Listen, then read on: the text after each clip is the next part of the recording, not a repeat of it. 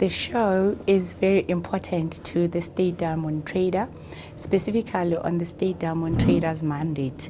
Our mandate is to ensure that we transform the diamond industry and also create access to markets for our clients. So having the diamond show in South Africa, first one in Africa, first one in South Africa, is to ensure that then there is a market for diamonds that are mined and cut and polished in South Africa.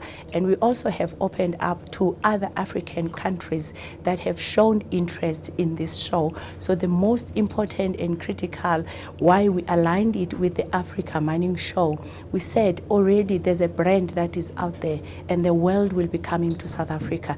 Let's tap into this brand that is already known to make sure then that we buy into that knowledge and ride into it as we launch this inaugural South African Diamond Show. The benefit of having it with the Mining Indaba, we are doing this show differently from other trade shows, because mostly trade shows will be business to business, but this will also be business to consumers. So because already there is a world that is coming to South Africa, we are also trying to say you can buy a cut and polished diamond and have a designer that is there already at the show, design a nice jewelry for you, and also then you can have your own piece. I think for me, most importantly, is with the introduction of the synthetic diamonds, I'm marketing the natural diamonds. So I want the new generation, because the new generation are not excited if it's a lab-grown or is a natural diamond. So I want to teach the new generation why natural diamonds, why would you go for a natural diamond, the beauty of having this long, everlasting diamond. And the beauty of a natural diamond, each diamond is unique, it's different from the other. I say to the planning committee, a win for me is that each and every diamantier that has come to sell their diamonds, let them make sales. I think for me it is important. This is an economic venture. We are bringing economy into our country to ensure that there is beneficiation. And what does it mean to bring beneficiation? There need to be sales, there needs to be value created. So I want all the people that will be coming to exhibit there to be able to make a sale. For me, that will be a success. Secondly, I think it is to bring the brand of the State Diamond Trader. Let the State Diamond Trader be known and what it is about and what its role in the beneficiation of South African diamonds. But most importantly is build collaborations within our African diamond producers. I mean, South Africa or the African diamond producers, we produce almost about 65% diamonds that are sent out to the world. Beneficiation, it creates value add. So if you sell a rough diamond, there is not a lot of money that is realized there.